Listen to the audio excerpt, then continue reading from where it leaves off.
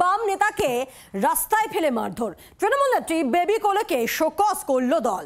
দায়ের হয়েছে এফআইআরও। এবার কেন রাস্তায় নামছেন না শশী পাজা, চন্দ্রিমা ভট্টাচার্যরা?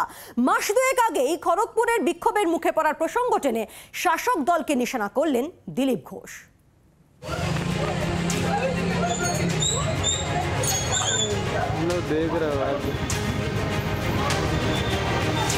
দিনে দুপুরে রাস্তায় দিদিগিরি করে দলের রশ্মি পড়লেন তৃণমূল নেত্রী বেবি কোলে শর্মা। প্রবীণ বাম নেতাকে মারধরের অভিযোগে তাকে শোকজ করল শাসক দল। পশ্চিম মেদিনীপুরের খড়গপুরের খড়িদা এলাকায় বাম নেতা অনিল দাস ওরফে ভীমকে রাস্তায় ফেলে মারধরের অভিযোগ ওঠে তৃণমূলের বেবির বিরুদ্ধে।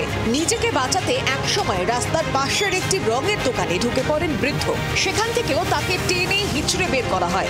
গায়ে কালি ঢেলে ফের তাকে জুতো পেটা পড়ে বেবি ও তার অনুগামীরা।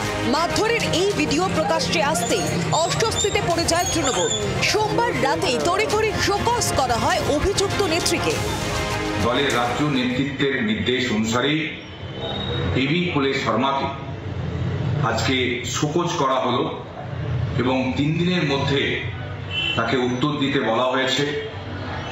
3 দিনের মধ্যে সঠিক উত্তর না পেলে রাজ্য নেতৃত্ব পরবর্তী সময়তে যে নির্দেশ দেবে সেই নির্দেশ মতো আমরা কাজ করব।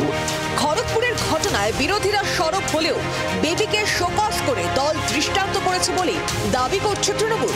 কোথাও গিয়ে কেউ যদি মনে করেন যে আমি কোথাও গিয়ে আঘাতপ্রাপ্ত হচ্ছি, কোথাও গিয়ে আমি প্রতারিত হচ্ছি, তো তার জন্য প্রশাসন আছেন, তার জন্য আইন ব্যবস্থা আছে, বিচার ব্যবস্থা আছে, আপনারা তাদের শরণাপন্ন হবেন। কিন্তু প্লিজ কেউ নিজের হাতে কখনো আইন তুলে নেবেন না।